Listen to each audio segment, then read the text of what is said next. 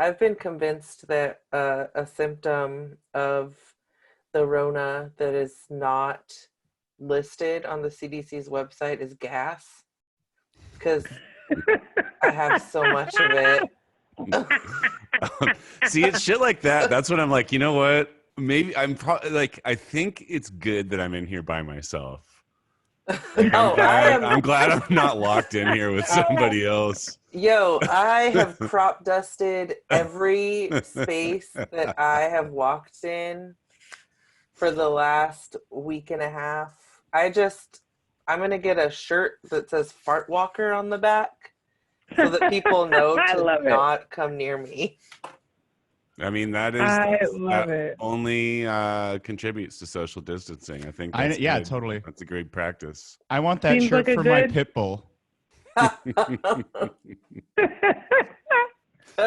Nowhere to hide.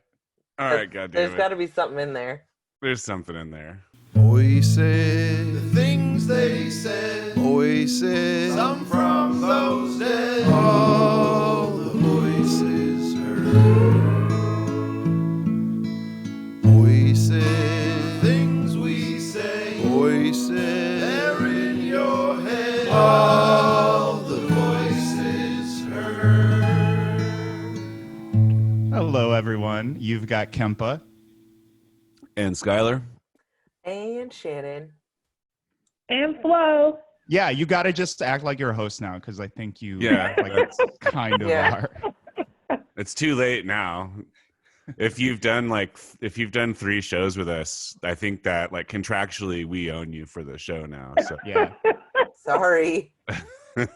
I will say today was a real joy. Like, obviously listeners, we're all like in our own homes. We're sort of social distancing, of course. And again, if there are any technical difficulties, we are learning as we go. But today I had the joy to see all 3 of you in person. So I first picked up a 36 White Claws. That'll get us through at least like 4 episodes. Yeah, that'll get us through a while. And that's kind of what I figured. I don't want to make that trip every episode. And after I did that, like, my dog and I drove down to Flo's, where I gave her a 12-pack. She gave me tofu and some kind of mushroom jerky to give to Shannon and Skylar. And so that was the first exchange. But then I got in the truck and then I was like, oh my God, I forgot. And I knocked on their door again. And like, Flo was so careful. And like, her husband just shut the door on me, basically. He grabbed my arm and just shut the door. Like, we don't want it, please. We don't want him near us.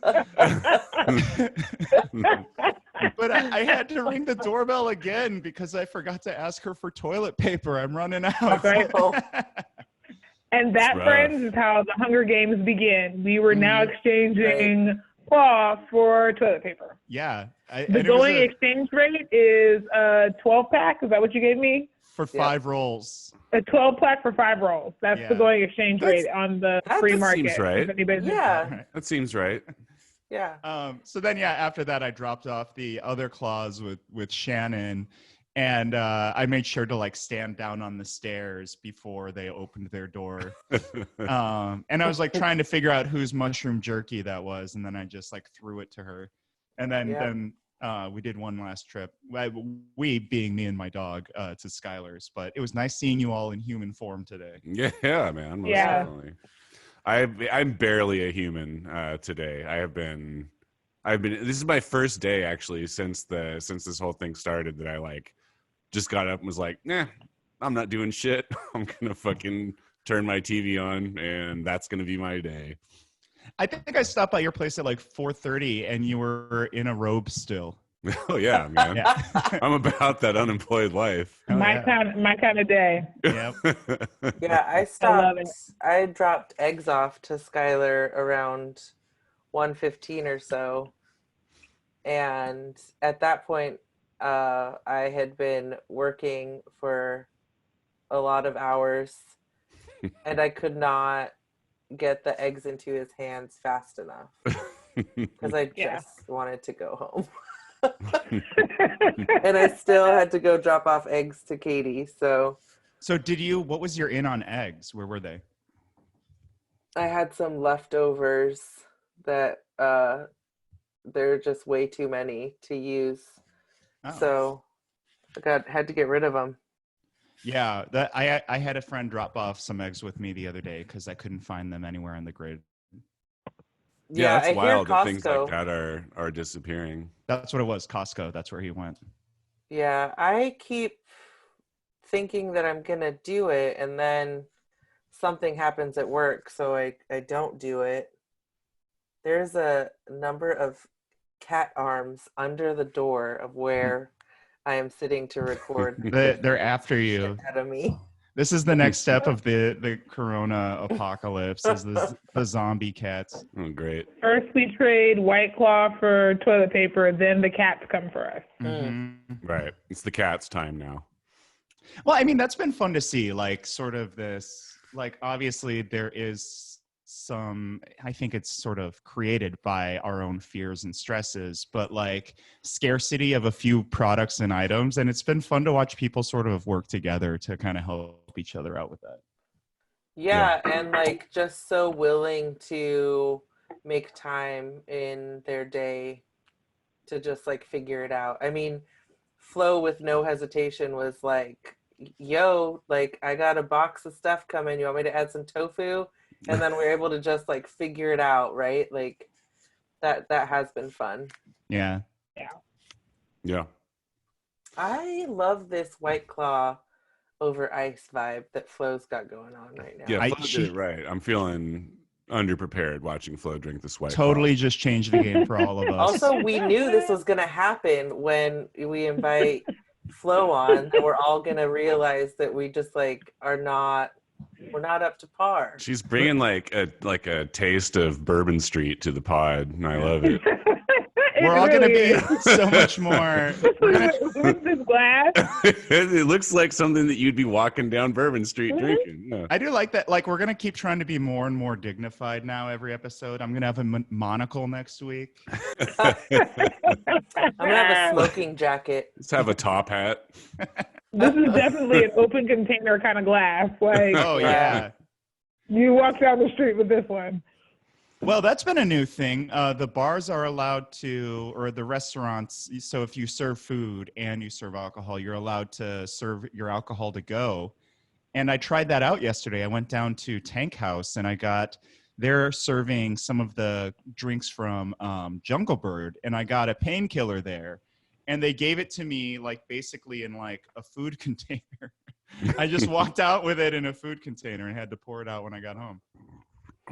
Nice. Yeah, I mean, I'm super into this whole like order booze and then walk out vibe. I placed an order with the Snug to pick up. I actually was going to pick it up today, but they had to reschedule, which is fine. But I think I'm down because I'm not going to order food from anywhere. I don't want anyone to cough on my food. Yeah. And I just naively am like, well, maybe the bourbon in my drinks will kill the Rona if they cough in my drink. Yeah, that's my understanding. Yeah, that's I know. Yeah. What that's is what going Gavin on? Newsom was saying. I mean, what's Right, a podcast without a little misinformation, you know? Hey, speaking of podcasts, you're listening to a podcast right now. And it's not, some of you who are in a situation like myself where you may be unemployed might not know this, but it is not Friday. It is, in fact, Tuesday when you are listening to this. And we have kind of decided, like the usual Friday morning Voices pod will be coming out normal time like usual. But we thought, well, we had a little extra time during, the events of the coronavirus. None of us can leave our houses. We might throw in a little special here and there for you guys to help get you through these weeks. So this is our first one of these. It's a little less structured than we normally go into them, and it's kind of an experiment. So we'll see how it goes. Hopefully this is cool, and I don't know. we like doing this, so we figured since we have some more time, we might as well do a little more of it. And so hopefully it's enjoyable. Yeah, I mean, most of us have been doing Zoom Hangouts anyway throughout the week, so we might as well do one that we're just recording, halfway through the week. Yeah. So we're probably not going to talk about a whole bunch of relevant shit. So if you got some podcasts that are like super relevant, you can come back to this one. That's all right. But if you need a break, if you need a break from taking in the news constantly, go grab yourself a White Claw and join us for the next 40 minutes. Speaking of which, Skylar, are you recording video? Shannon is. You can tell because it says recording up in the corner of the screen. Okay. Yep. Yeah, it is. Yeah. Let's hope I don't fuck it up this time. Yeah. I think we'll get at least twice as far as the 9 seconds we recorded last week. I don't even want to talk about it. It was like not even 9. No, like 4. And nobody took any screen caps, so like I had them send me the video so I could like try and find a good screen cap during that. And all of it was us making like really dumb fucking faces, trying to like figure out like, is this thing working? What's going on? Yeah, because it was the first 9 seconds of the pod where anyway. I love that so much. Like, it's funnier that we only had 4 seconds as opposed to like 22 minutes. Yeah. I like it so much. That the screen cap I got, it might not look very flattering for any of us, but that was literally the best one I could get out of that whole 9 seconds.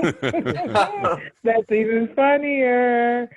I'm done with trying to look like I go places.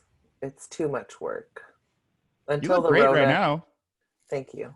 My top bun is really doing it for me. That's good. Cool. Yeah. So should we dive into things? Yes. Yeah. We should. What are we diving into? Go for it, Shannon. Well, I guess we might as well start off with what the big news of the day was locally was the Mayor Daryl Steinberg, friend of the show, Master of Crows. He held a press conference announcing sort of a new fund, right? Called Donate For, the number 4, get it? Sacramento. Get it? And it was a funny presser too. Like he had like a couple other council members behind him, but like all socially distant. And then there was like a screen behind them of like Daryl's like right-hand woman and then like some business leaders. I couldn't really see too much who else was up on the screen. But effectively they were announcing this fund that is dedicated to helping Sacramento families. They said also unhoused people, and they said small businesses that were struggling. Was there one more? I believe there was the 4th one. I had it up too, but the goddamn local TV site kept playing video when I couldn't hear you guys. It's support for local families, unhoused individual, nonprofit organizations, and small businesses. Nonprofit orgs, right? Yeah. So basically, it's like they're asking people to donate to this fund that is now located on the Sierra Health Foundation site to support kind of those 4 sectors. Flo, you were saying that this might be sort of a second iteration of something they came up with last week? Yes. So the city announced when it came out with its big proposals around how it was going to help to protect people in the city of Sacramento, that it was going to offer $1 million in these zero interest secured loans to businesses that are small, essentially like up to 25 full-time employees. And so they opened that up last Wednesday, I believe the 18th. And then I checked the city's website today and it said that they closed it on Friday the 20th at midnight because of the overwhelming response. So likely they got way more applications than they were going to be able to support. And so this may be in a response to that, to be able to raise some additional funds a little more quickly to be able to respond to the need, or at least I'm hoping that is partly why this was announced today. Yeah. What is everyone's sort of response on the fact that it's focusing on these 4 things? Like, it kind of is like, oh, so a fund for everything? Yeah. I mean, I don't know. I don't know enough about it to have like a real serious opinion about it, but it is also, I don't know. I got stuff to say, but it's probably stupid stuff, so I'm just going to keep it to myself, I think. Is it angry stuff, Skylar?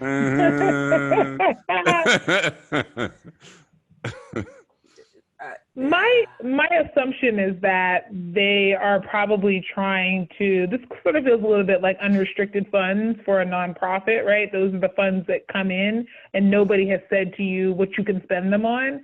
And I think they are probably trying to figure out how they can have as much flexibility as possible to be able to spend it on whatever may come up and whatever may be needed. I mean, I think that's my Pollyanna kind of thought on it. Like, people trying to do good with it. I think the downside of that is what happens with unrestricted funds when you don't necessarily agree with the priorities of leadership, which is that they can spend them on whatever they want to. So depending on how you feel about the current leadership determines what your disposition is about this, right? Exactly. Yeah.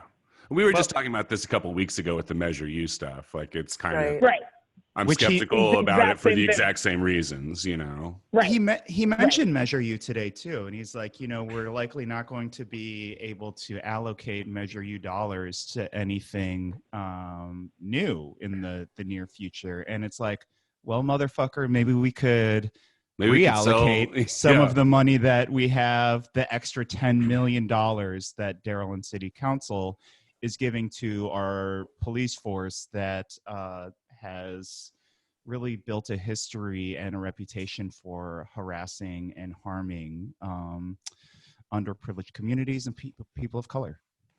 Of course, and that problem is about to be like largely exacerbated by these new orders. And as I think, as they crack down on us more and more and more and start enforcing people to stay in their houses, I think that obviously will disproportionately affect communities of color and communities that are somewhat less privileged. Flo, can you tell us what that press release that Chief Hahn just put out was? Or yes, he put this out earlier today, and he said it's in response to many rumors floating around in our community that are false. And so the media advisory was issued this afternoon, and it basically says that you will not be stopped by Sacramento Police Department solely to inquire for the purpose of your travel. That there are rumors that there's a curfew in effect, and those are false. They're asking people to maintain social distancing and refrain from gathering in groups. And then they clarified that the California Army National Guard has been activated to assist with humanitarian aid and will not be assisting with law enforcement functions. They will be assisting with local food shelters, with the distribution of food to boost volunteer numbers. And if the COVID-19 testing sites are set up, the National Guard would assist with those as well. And so that's what they have been trying to clarify, and that they are proactively checking on businesses as part of their regular patrol duties. And they want to make sure that you are aware that they are here to be able to help, and that together we can ensure that our community is safe during these unprecedented times. Oh, that settles it. Yeah. I feel really good about that. I feel better about everything now. That's great. So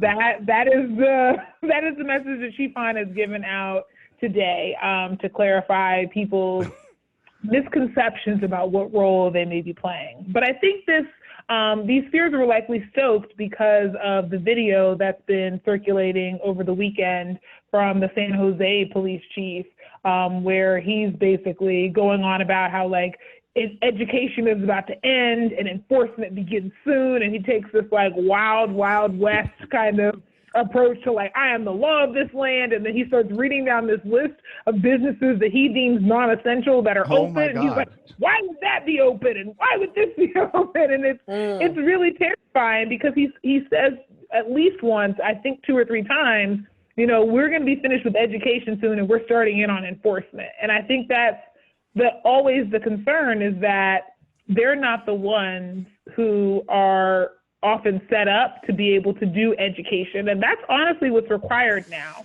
What we know in public health about behavior change is that you don't often do it by forcing people to to meet with a consequence. You do it by making it easier for them to make a choice that is helpful, and by encouraging them and helping them to see the reasoning behind that. So it just feels like they're completely wrong-headed about this. Yeah. So I'm hoping maybe the good news here is that Sacramento will take a slightly less objectionable tone because of the tone that was taken by San Jose and how poorly that was received by media, especially social media, that maybe they'll heed that warning and say, we don't want to be the ones on TV looking like we've lost our minds. Yeah. Well, everyone's been telling me the last couple of years that Chief Han's not like other police. So, and you know me, I'm no friend of the cop, but he and I do meditate together a little bit. Mm-hmm. Yes. No, you're really good friends. I think you go on trips together. Yeah. Just, he fucking loves cops, man. He can't get enough. Chief and I have done like a 3-day Vipassana retreat, 10 hours of meditating, no talking. So we know each other, but we haven't talked much, right? Sure. Fair. Gotcha. Yeah. That makes a lot more sense now. I have the same relationship with Scott Jones, so Well, yeah, he and I go out a lot. Listeners might not know this, but Flo was on the sheriff's oversight committee. I still am. Oh, you still are? I still am. I know that. Oh Lovely. my God. Yeah, there's not much oversight that happens when you're a completely, impotent body that exists and literally convenes at its discretion, and it's not particularly encouraging when you watch him oust his inspector general, who came to all of your meetings and also is the former Sacramento police chief. So we're not talking about somebody who's like at the opposite end of the spectrum in terms of like ideology. We're talking about somebody else who also came up through law enforcement and maybe feels slightly different than Scott Jones, but like not that much, right? And to watch that person literally be locked out of a building doesn't make you really feel like you're having a big impact. So you're welcome, Sacramento. Well, you have I have always considered you to have the patience of a saint, and I never understood it. Because I'd rather just yell at people. Yeah, that's my approach too. I like to just yell about stuff, and like sometimes I'm coherent and sometimes I'm not, but I always feel cathartic, and that's what matters. Yeah. You all are my anger translators. You yell out loud the things I'm thinking. And you're like, here's what Kempa meant. Yeah. I feel like that has been our dynamic for a long time, actually. What he meant to say was, I'm your non-anger translator. Okay, well, I think can we talk a little bit about, we've got this fund, we've got the law enforcement saying like, hey, we're not going to mess with people. But I think a lot of us homeless advocates have been frustrated lately by feeling like there's been not only just like an inadequate response for the homeless community, like literally nothing, and B, not only is there really no response, but when there are interactions with folks in tents, they're all negative. They're all shuffling them around. Their citations, they're still messing with them, and this is a time when they really need us to step up for them, and it feels like we're not. Shannon, can you dive into that and tell us what your experience has been the last couple of days as a frontline worker providing emergency services to people experiencing homelessness? And Shannon, maybe you can speak to, has any of this $250,000 that was mentioned a couple of weeks ago in the like press conference that was held? Has that happened? Because when I was looking on the city's website, there's no mention of it whatsoever. And maybe that's not the best place to put it, but I'm curious if you happen to know. Oh, you're all going to be so disappointed. This was supposed to be a happy episode. We'll get there. We'll get there. Yeah. So, since we spoke last, I was at work on Friday and again today. And what's really happening is that people are really starting to feel that crunch that exists when we start to modify services for them.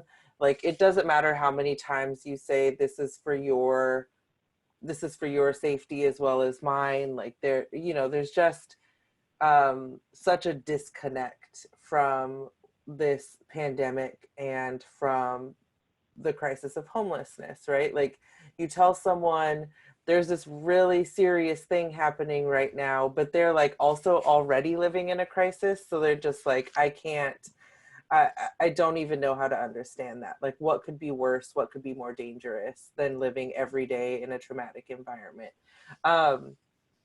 So the experience from the front lines really is just, we're having to pull a lot of patience for each other, having compassion for each other, for sure, for the people that we serve, for the team that we work with. And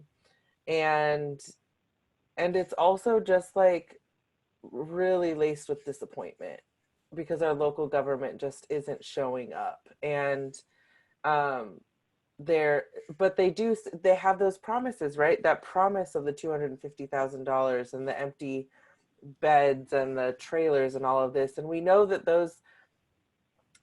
that those things have been identified and that Sacramento has received, I don't know the numbers around how many trailers, but apparently there are trailers here.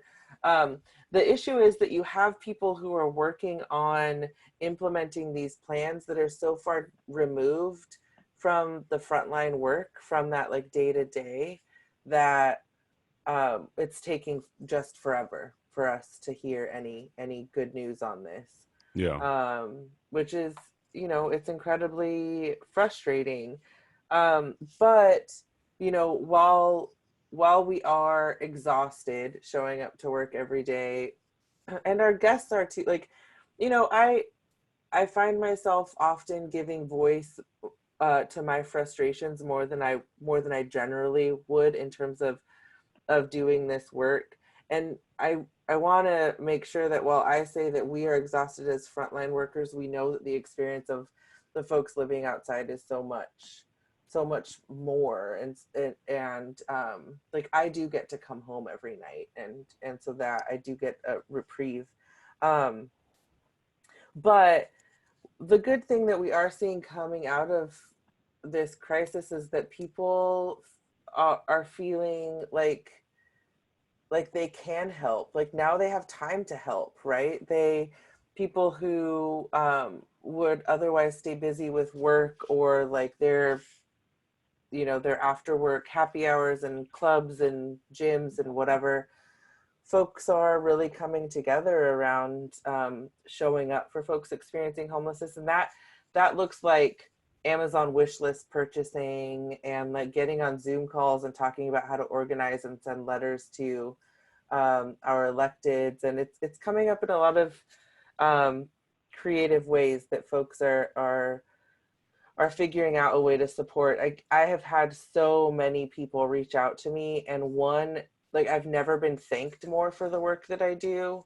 And not just me, but the whole, right? Everyone that shows up. And I have never had so many people ask what they can do. So that has been, it has brought me to tears on more than one occasion over the last week. I think that's one of the good things to pull out of this is it's where, and we spoke about this last episode, where our electeds are failing us, people, regular people that are are sitting in their homes, just, you know, pacing around, are like, how can I help? How can I help? And we're actually seeing some community forming in this fascinating way where we can't come within 6 feet of each other, but we still do it. Right. I don't Yeah, know. it's been like, I think that's been a huge takeaway for me too, is watching, like, there's like all of a sudden overnight, there is like a real sense of community around here where before that did not exist as much, you know? And it is like, it is heartening for me to watch people react to something like this by coming together as a community, by, you know, volunteering to help people who need it, you know? We're seeing a lot of it right now. And I think that makes me very, very happy. Yeah. I don't know if all of you have heard of this, but there is a new Facebook group called Sacramento COVID Volunteer Corps. And it's a private group. I think you have to ask to join, but I highly recommend it to all of our listeners. It basically is a bunch of well-meaning Sacramento folks that are either A, asking, how can I help? Or B, saying, hey, I'm working in this sector trying to help people. Here's what we need. So just today, I, you know, took a truck down and helped move a whole lot of stuff down to a storage unit to sort of help with kind of emergency on the ground services for people who are camped on the American River Parkway. And so that's been really cool to see. And it's cool to see people rally around that. One other thing I'll say, another big need, a big ask, I guess, for our listeners, a call to action. The hospitals need blood. So there hopefully will be a blood drive coming up, although there's probably some confusion about how many people we can have around one another at the same time. But no matter what, you know, you can reach out to the Red Cross. There's a couple other companies that I'm not too familiar with, but they do blood donations as well. And it's sort of top to bottom. I was talking to one of the bigwigs at UC Davis Hospital, and that's their big need right now. So give your blood. On this note, I did want to bring up we did get an update. So I've been following the X Street shelter just because there's been a lot of movement there, and they have community meetings once a month that I've been trying to attend and have other people who live in the community attend who are supportive of the X Street shelter, because we are worried that the people who show up often are not. And so we got an update after there was a story in the Bee that was posted Friday night, but I think was published on Saturday. And we got an update from Councilmember Chenier saying that you probably heard that the city's considering using that corridor that was slated for the homeless shelter as a temporary site for trailers and cabins for unhoused individuals. And he clarifies that they're continuing to work through the appropriate government agencies, including Caltrans and the federal government, for full access to the site before they can move forward. So I think that was presented as if it was moving pretty quickly and maybe happening immediately. And he said that all of the discussions that have happened have been preliminary and only include cabins. So apparently they haven't started talking about the trailers yet. And so he was just keeping us informed of what was actually happening as opposed to what was being reported in the Bee. So I'm sure that's probably going to cause some additional frustration, because that's not happening soon, or certainly not as soon as we'd all like to see it happen. Yeah, there's, you know, I mean, this happens with everything, right? But in terms of like news around homeless services, there has been a lot of it's been vague, or it hasn't been reported like super well. It's just like these quick and not necessarily, I'm not like bashing journalists for that. I'm just saying there's so much information out there. Like someone will see a tweet and all of a sudden it becomes like the news, right? Carved in stone. And so, I mean, I think that also goes to show just like how desperate for good news we are on the front of you know, getting people experiencing homelessness sheltered, because they're so at risk. It's true, and I think it's pretty frustrating to see, I hate to do the oppression Olympics, but we could get $1 million mobilized and pretty much, heading out the door pretty quickly, right? Nobody's seen money yet, but certainly they've already gotten applications in through the portal and have it closed down, and somebody's going to be getting, those funds. And yet a quarter of that money was what was slated towards our unhoused neighbors, and we're not even sure if that money has been spent, how it's been spent. I think that speaks volumes to who holds power and who is seen as a priority, in the same way that the fact that Idris Elba and other celebrities who didn't have any symptoms, who were totally asymptomatic, have gotten tests for coronavirus, and there are people who show up in the ER with active symptoms that meet all of the case definition and are denied because the testing capacity isn't there. I think that's what angers me most, is that even in a crisis, the inequities are so clear. It feels to me like we're watching the Titanic all over again, and the first class passengers are the ones who are getting on the lifeboats, right? Right. Yeah. Have you seen that? There's a tweet or a meme or something going around right now that's if you're poor and you think you have the coronavirus, your best recourse is to cough into a rich person's mouth and then wait for them to get tested. Yeah. See what I it have says. seen that, and I think it's the truest words. Well, then you've got fucking the hardest Rand thing Paul is to get into in. their gated community to cough on them. Right. Rand Paul goes in to get tested. He gets the test, stays in the Senate, keeps going to work for 6 days, and they just found out today that he's fucking got it. Dude, you want to talk about fucking silver linings? I guarantee you that fucking COVID-19 is going through the Senate like fucking wildfire right now. He swam. Well, first of all, why is the gym still open there? And it's not. It's not. I read this today. It's not open. Okay. The senators are breaking into it because they aren't taking they aren't taking this shit seriously at all. Right? They did close it. Why are we surprised? This American hubris. I love it. Love it. I mean, so this. Well, it's sort of like how when we talk about reproductive health, right? It's we want to restrict access to these things for everybody else except my mistress, right?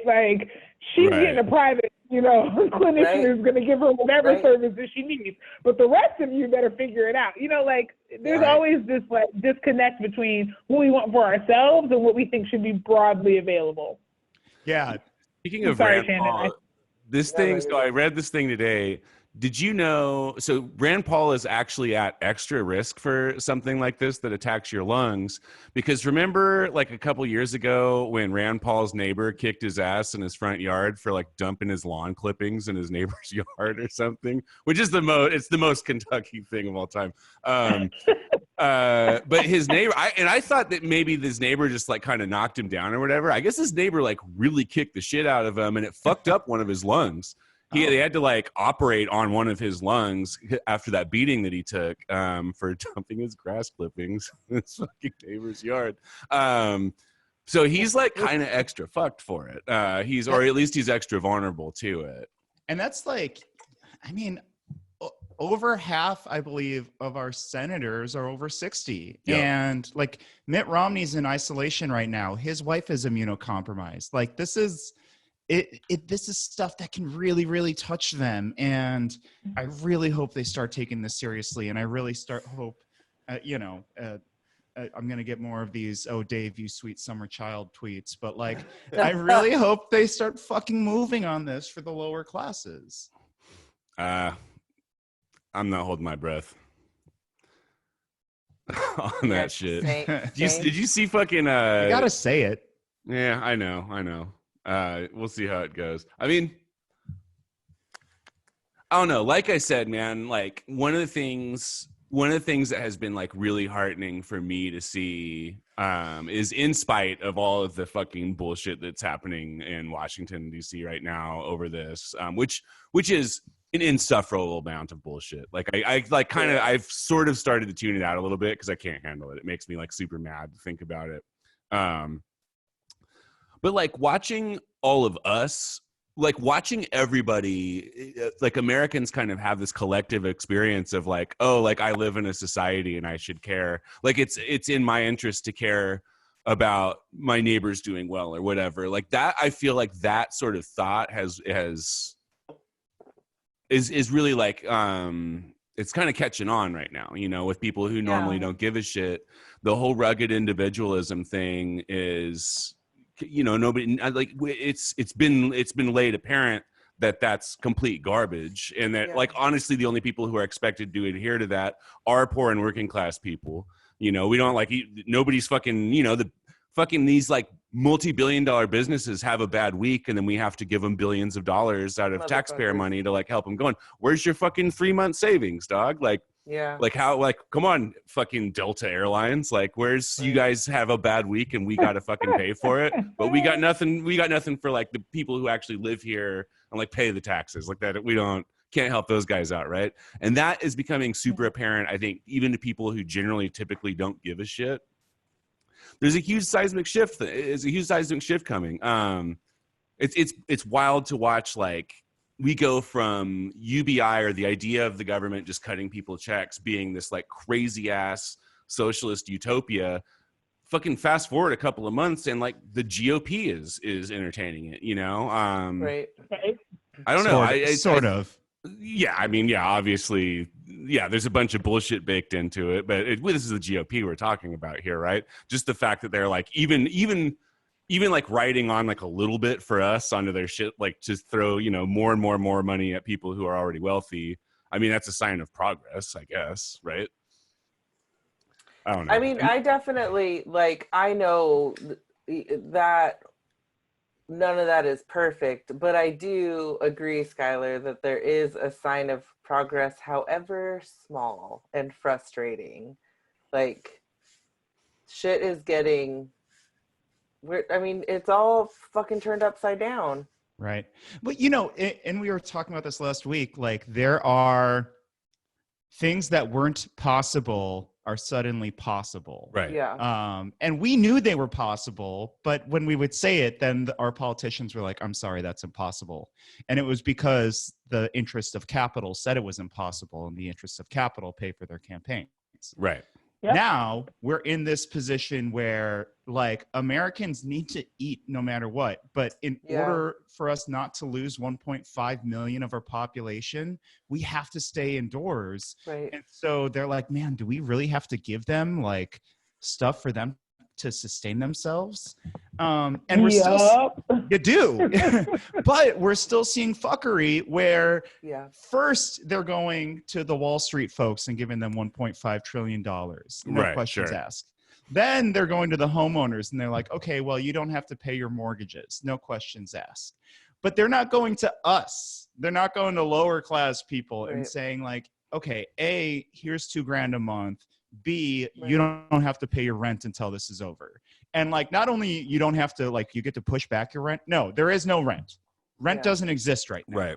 That's what needs to happen. I mean, that it needs to happen. And I think as we go forward, like April 1st will be the first wave of people just being like, I can't pay my rent. I don't know what you want me to do.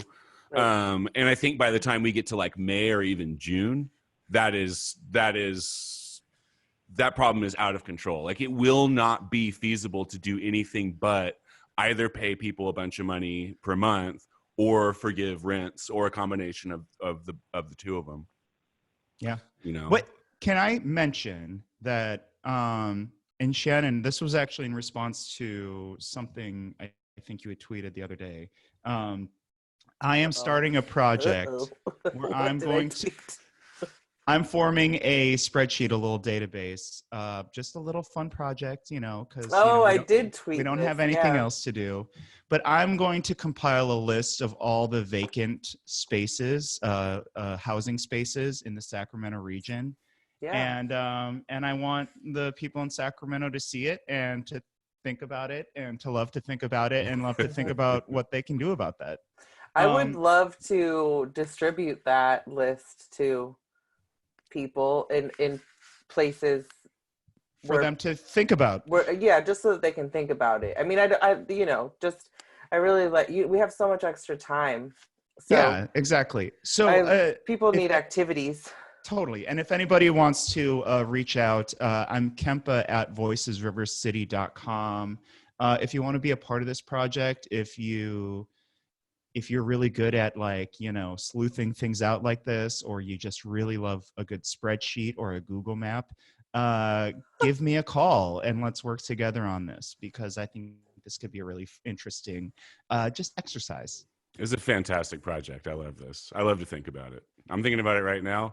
Oh, I got to tell How's you, it feel? Dave, I love it. I love it too. I love that you love it. I'm I firing. love to think about it. I'm firing just like all good feelings.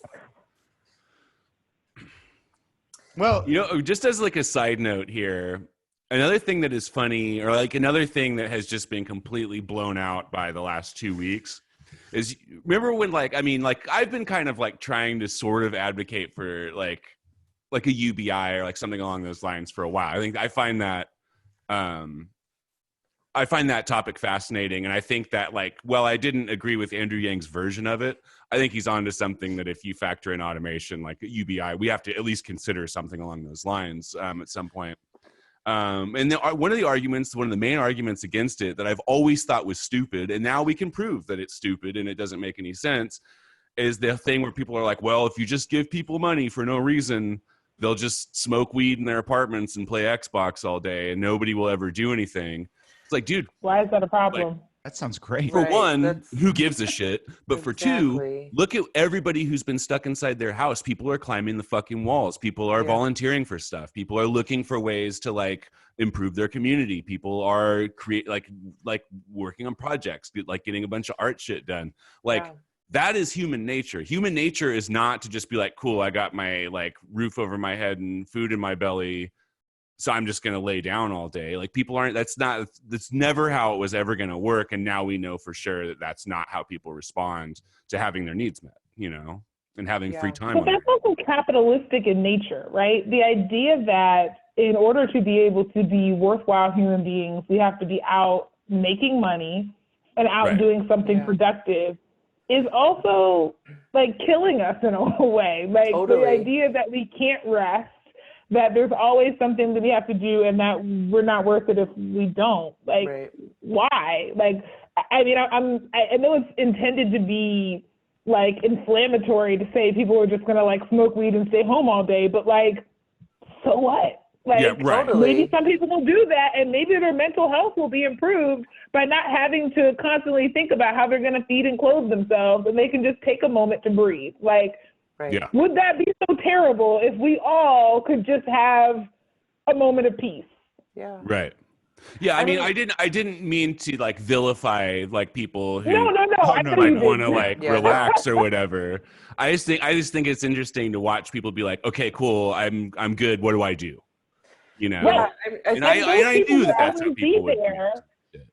Those people will always be there, just like the people who just need a break will be there. And people may even, God forbid, go back and forth between the two, working some and then resting and like doing things that feed their souls. And like, oh my goodness, what would the world look like if people could maybe stop for a moment and not have to worry about meeting their basic needs and could actually do something else?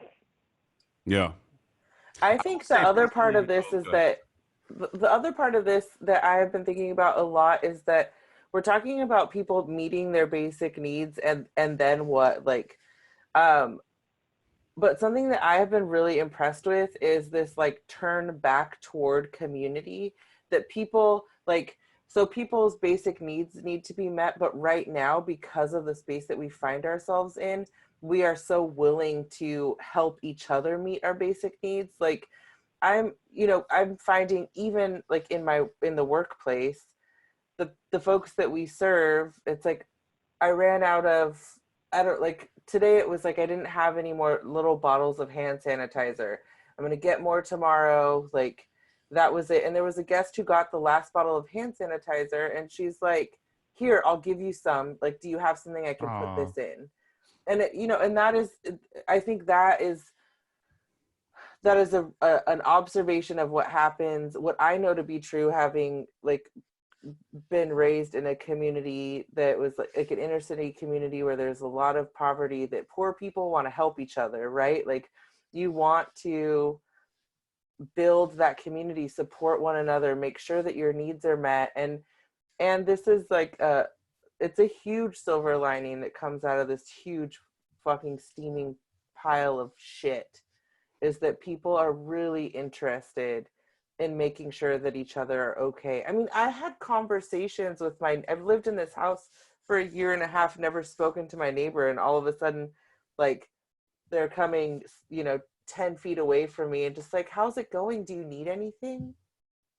Yeah. There's a real turn back toward community that I think this unfortunate, really fucked up situation has afforded us just the pause to look each other in the eye again.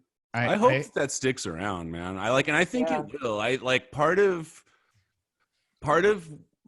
why I'm optimistic about this is because I think that no matter what, like when everybody's vaccinated and COVID-19 is no longer an issue, we can all go back to work and blah blah blah blah. It doesn't go back to the way it was. Like I think too many things have changed, and the curtain has been pulled back on so much shit in terms of how fucking just like bloodthirsty capitalist this country is. I don't think that we go, but I don't think we get back to everybody going back to sleep and accepting that as the way that we have to do business. And that makes me extremely happy. Like people standing up and being like, no, we deserve more out of our government, Well, not only that, like, I think we're going to remember who stood up to take care of others. Was it our government? Was it our corporations? No. It was just us. Our neighbors. It's all of us. It's our community. Yeah. And that's fucking important. Like it makes me feel very conscious about my class. Yeah,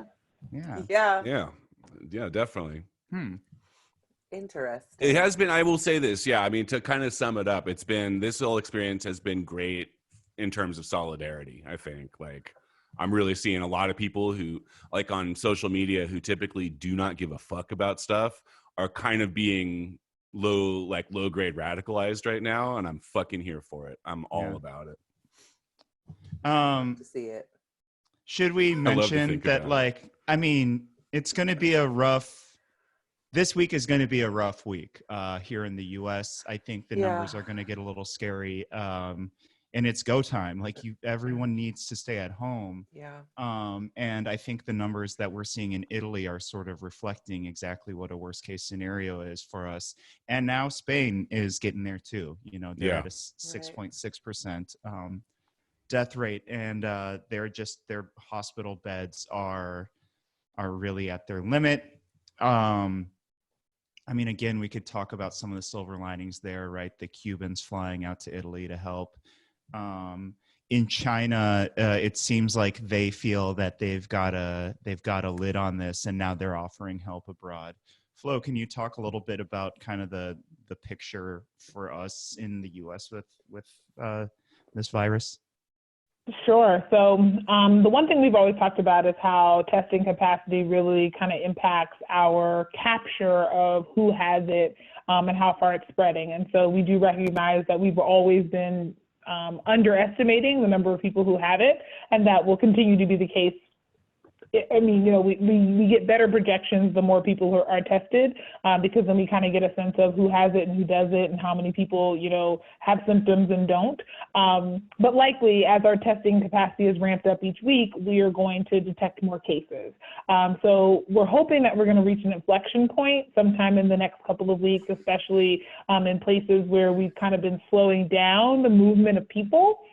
In hopes that we won't have to be, as physically distant for as long as we could be. But the preliminary numbers out of China are showing that their 10-week really aggressive, lockdown is what has made a difference in the transmission of the virus. And so when Governor Newsom says it's unlikely that schools are going to resume, I have a feeling that that's probably what he's looking at in terms of the 10-week mark, if we can really shut things down and actually get people to stay at home and avoid even those kind of optional trips that they're out to do. The more we can do that, the better things will be. But it does mean that we're going to have to make a really concerted effort to stay socially integrated with one another, because that isolation, especially for our seniors, and for our extroverts and for those who,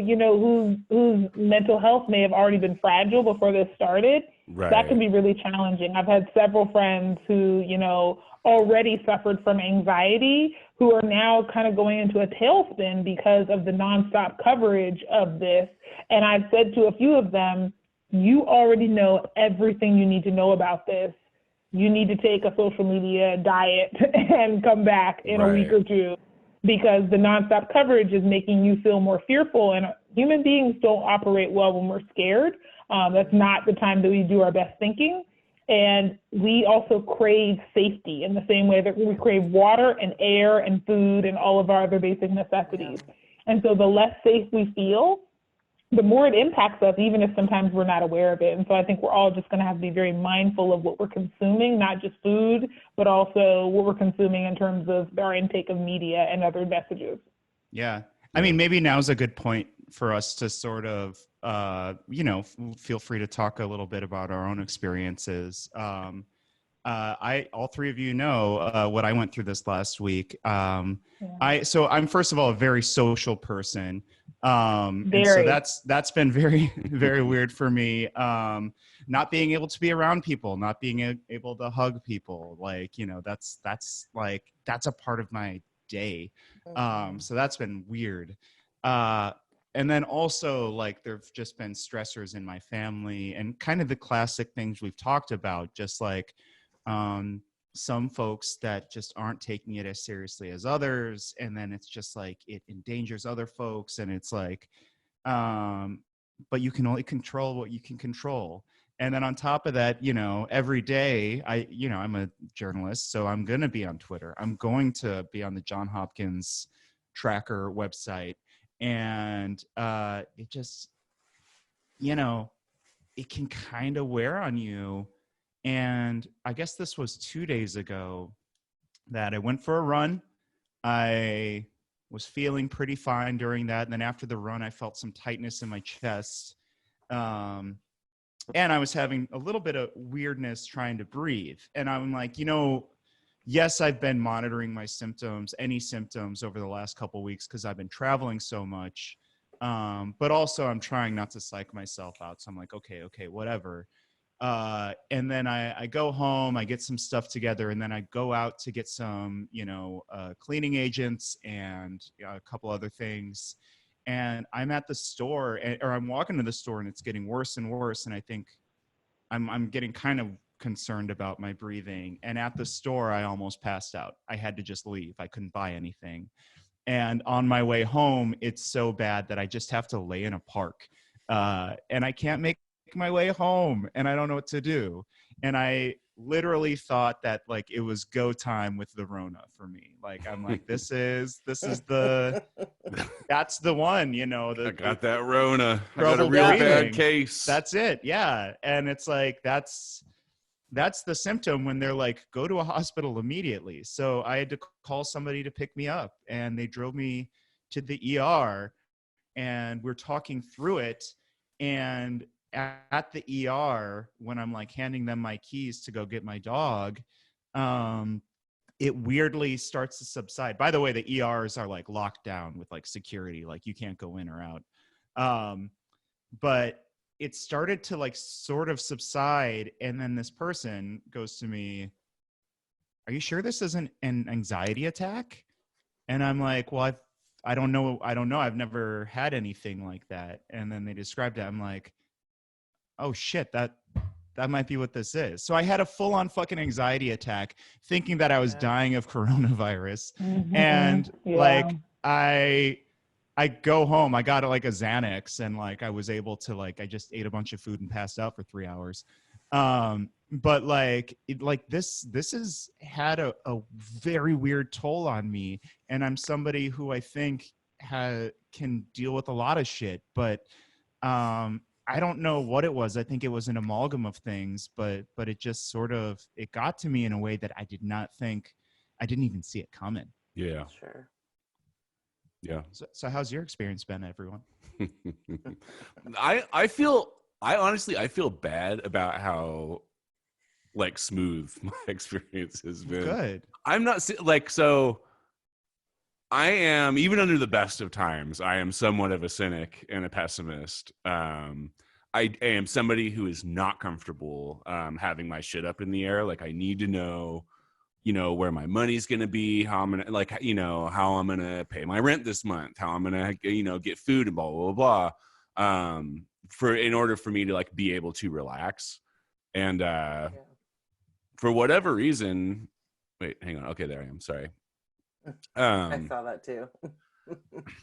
For whatever reason, I just like am not super worried about it right now, even though like because I'm good for so I am not working for until this thing is over, and I'm good, I'm fine financially for at least a couple or 3 months or something like that.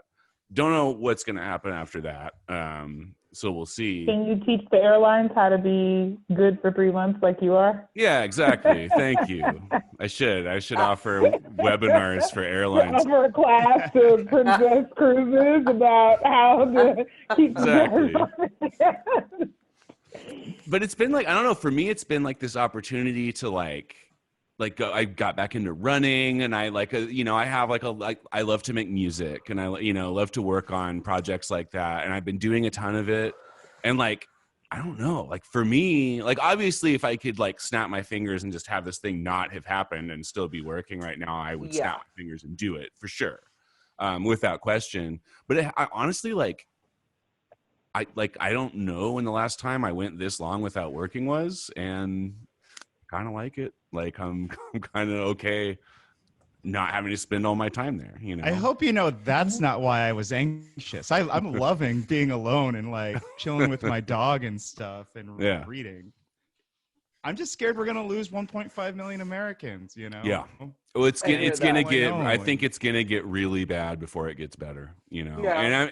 And I'm sure like just due to the nature of my like personality and the way my brain works, like there is a freak out that is just like circling my periphery right now. Sure. Like that I can put it off for a while, but at some point it will break through, and I'm going to start having a bad time. But I'm trying to keep it at bay for as long as I can. If you find yourself laying in a park and need to call a friend, we're all here. All right, fair enough.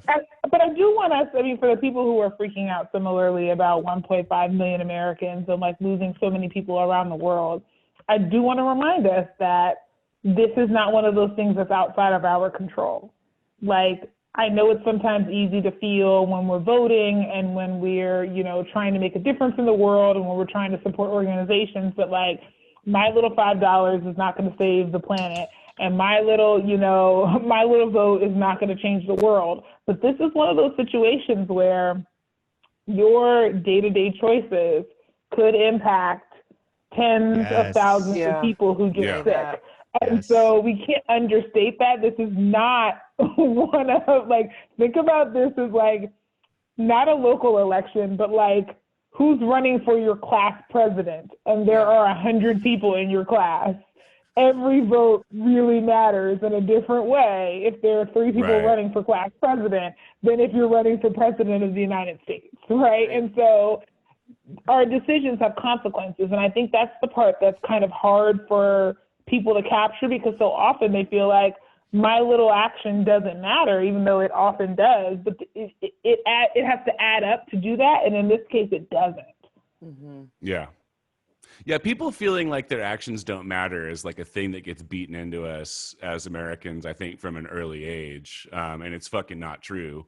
And just like not to keep harping on this, but like, I think like it is also, I think this is a good sort of reminder for people that as workers, like as the workforce of this country, like if we want to like really fuck shit up, all we have to do is stay home. Like, and like that has never been, I think, demonstrated more clearly than like watching everybody get laid off and then watching Yeah. the economy just like fall into the shitter and watch people start freaking out. You know, I don't know. Food for thought. It's been a weird thing knowing that the action we have to make is not moving. Right. Totally. Turns out that's hard, man. People don't like it, you know? It is hard. I mean, I used to think that I was at the very far end of the extroversion scale, and it's probably just by comparison because I tend to surround myself with extreme introverts, like my parents and my husband and most of my close friends. That's weird. And then I never see thought of people that. like Dave and Eduardo, and I'm like, holy smokes, there is life further on the spectrum than me. So I'm not the most extreme extrovert, but I'm definitely in the extroverted side of the spectrum, and it has been challenging. Just, I think there's partly the knowing you can't go. I think it's also just how like much my schedule has completely opened up because all of my meetings have been canceled, and so We appreciate I that. enjoy, like normally I like a little cancellation here and there because my schedule usually is a little too saturated. But then there's that recent critical point where you're like, okay, don't everybody cancel everything, right? But of course that's what we have to do. And so it's not even so much isolating because there's plenty of like online happy hours and things like that happening. But my number one love language is like physical touch. And so it's the inability to be able to give people hugs and to be near them and to see them and to laugh with them and to slap them on the arm when I'm laughing at whatever they're saying. And like that, I miss out on that part of the interaction. And so that combined with the fact that like I'm in a room that has literally nothing in it because it was not set up to be my office. I have a greater like personal appreciation for just how immoral it is for people to be in solitary confinement because I'm nowhere near that.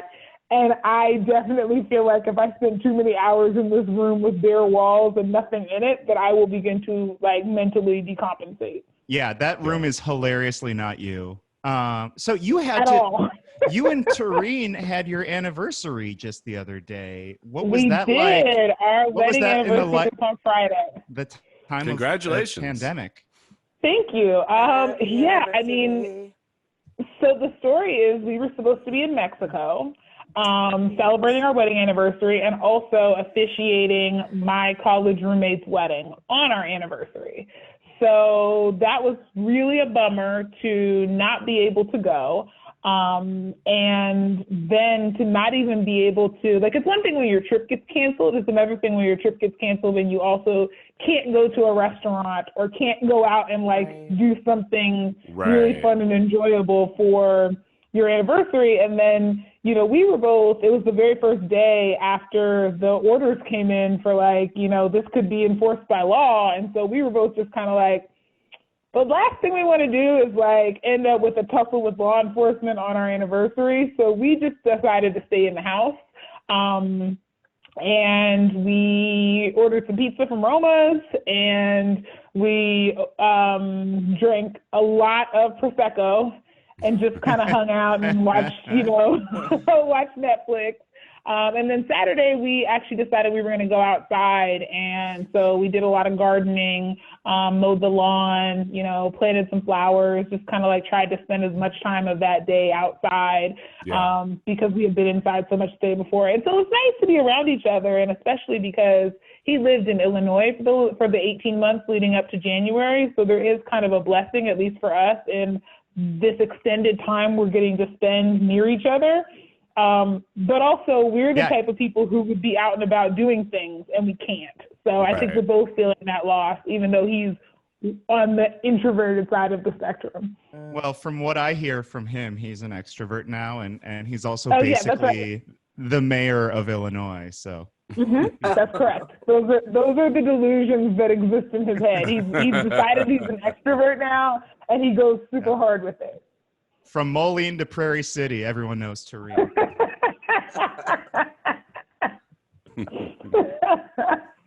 How about you, Shannon? How's your experience been? Because I know you have a job where you have to be out there, you have to be around people, so it's probably been a different Right. experience for you. Yeah, it's been fucking horrible. I am like, I love my job, and so going to work isn't the problem for me. It's that this is a level of stress that is unknown to doing work with and for people who are just always living in crisis.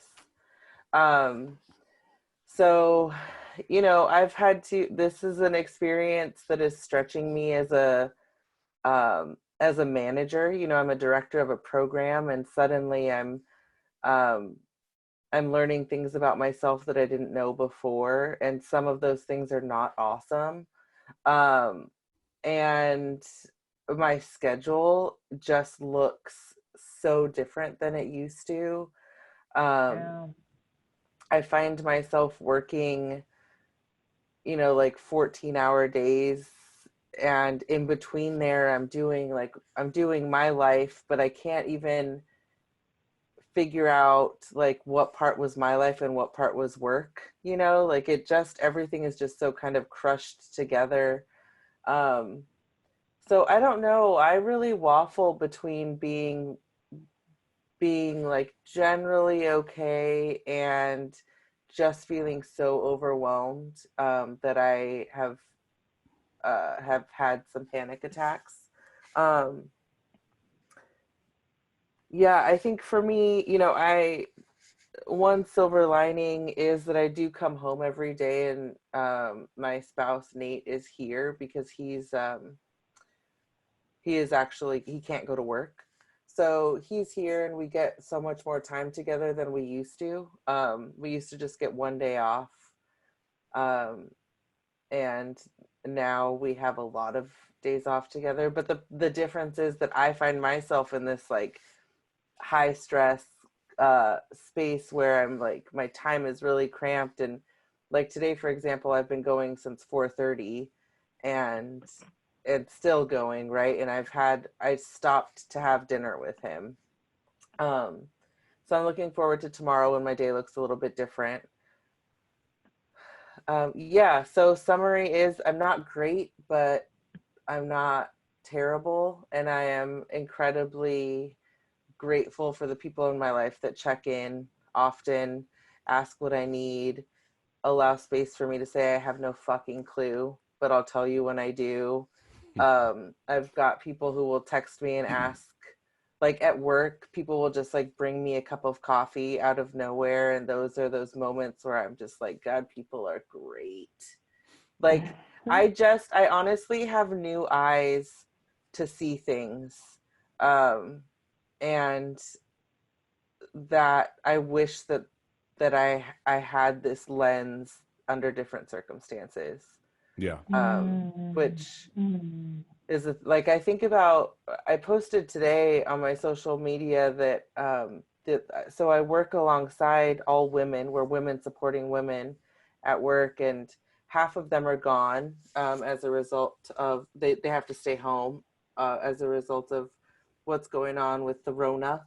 And the ones that are coming to work every day, I see them so, I've always known that they were fierce. I've always known that they were skilled and passionate, and that is still true, but I see them in just such a different light. These women are heroes. Like, they leave their houses every day and do this thing knowing that their lives are at risk. And yeah, I wish I had this lens under a different circumstance, but here we are. Tonight I feel okay. Tomorrow I may be terrible. But I think that is the story for a lot of us who are on the front line. Yeah. Absolutely. Yeah. I guess that's it. Yeah, let's do action steps. Yeah. Yeah, sure. Yeah. So I think action step number 1 is stay at your fucking house unless you have to leave. Please. Hashtag stay the fuck home. Yeah, exactly. Stay home. We're all doing it. It sucks for everybody, but we got to do it. You're not doing it for yourself. You're doing it for your community. Yeah. So do it. I want to say too, I think action step number 2, this was an idea that Shannon had, and I think it's great. If you are having, like, if you think that there's like silver linings or like parts of this that you think are either good or may turn out to be good, we want to hear about it. Like, tweet at us with that shit. I want to hear how, like, basically obviously the whole world has changed in the last like 2 or 3 weeks. Are there any good sides of that? Like, what's happening that like we can be heartened about? I'm craving that kind of stuff. And so if you guys have anything like that, holler at us on Twitter or Facebook or whatever. I would love to hear your thoughts about that stuff. And then also just contact your, we say it every episode, but it's true. And Flo's favorite thing to say is all politics is local. So reach out to your city council member, your county supervisor, you're elected at the state and federal level, and let them know what people really need. Let them know that our needs aren't being met, and our homeless communities' needs certainly aren't being met. And just keep that wheel squeaking. Yeah. And I think the other thing is, where you are able, while you share with us those silver linings, also look for them. And you're not always going to be able to, because this is a time that is wild and traumatic and scary. But when you find yourself with a moment thinking, what the fuck should I do? Maybe just think about if there was a silver lining. That activity has really helped me get through the day. So I pass it on to you. Yeah. Dr. Flo. I follow this, I guess it's a website. It's called Nonprofit AF, and the AF stands for as fuck. Yeah. And it's really awesome. God, I love that. And yeah, it's really cool. And they always post their weekly blogs, usually at midnight on Sunday night. And so last night, the blog popped up, and I usually wait to read it on Monday morning, but it said, things are not normal. It's okay not to be okay. And they, then they went into talking, Lou went into talking about, how it's been a long couple of weeks, and like, it's okay to have this mix of feelings of like, gosh, I'm so grateful to be at home with my family, and I'm really bummed about what I'm seeing. Gosh, I'm really being impacted by this, but I like that. And so I think, if there's one thing that human beings are really good at, it can sometimes be holding two sometimes diametrically opposed truths, right? Two things that like contradict each other, but both exist and both are true.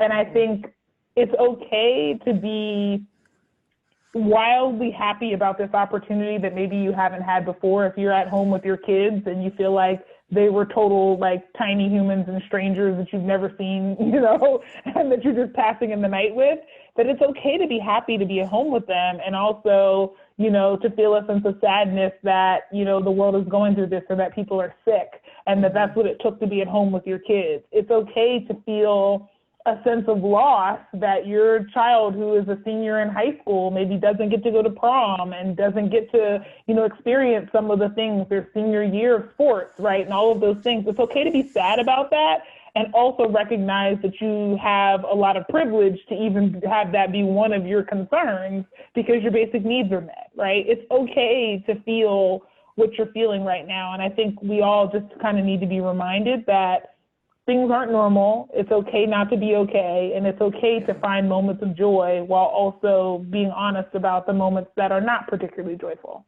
Yeah. Love it. All right, Look guys. at us being cute and warm and fuzzy. Dave, I got to tell you, I can't get enough of this Voices content. The only problem that I have with it is that I don't know where to go to get more. Can you help me out with this? Totally. And I've been waiting all show for someone to ask me this. So you can find all of our content at voicesrivercity.com. We actually have a couple of cool community essays coming out too. One of them being on, I don't want to give away too much, but it's basically on workers dealing with middle management that don't want to respect the seriousness of the situation and want to keep them in the office. And so go, keep an eye on voicesrivercity.com. We do have a Patreon. We will continue to say this throughout this crisis. If you don't have the money, do not feel the need to pledge to us. Give us a monthly pledge. If you do, we're very thankful for everybody who's put in for us and who believes in us, and it's been really astounding to kind of watch our community grow. So that is patreon.com/voicesrivercity. You can go as low as $5 a month. And then I guess we're all on Twitter too. So I am at Kempa, YOUKNOWKEMPA. I am Guillotine for You. That's Guillotine, the number 4, YOU. I am Shan ND Stevens. And I am Flojaune, which is FLOJAUNE.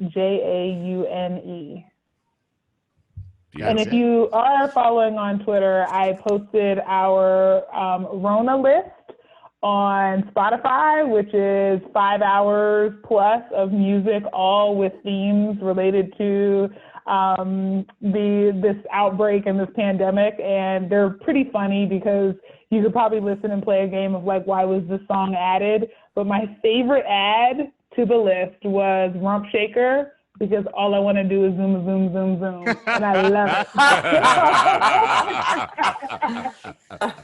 So if you're out there looking for music to meet your mood, everything is in there. That's a good one. And I'm also taking suggestions. So if you have new songs that we should add, please, by all means, send them to me on Twitter or Facebook. What was that hilarious one that Deborah did? It was oh God, it was Let Me Clear My Throat. Yes, Let Me Clear My Throat. That was also a great addition. We have Contagious on there by the Isley Brothers. We have Call Me Maybe, Kiss You Through the Phone. It's really fun. So hopefully that will lighten your mood if you are trying to figure out what is the soundtrack to a pandemic. We have your answer. Doc Flo's got it. Can I give one more shout out to Jane Manty, who wrote a brilliant piece today in Essence. And she used to be a Sacramentan. Now she's left us. She lives in We claim her always. Yeah, she's she's definitely a Sacramentan.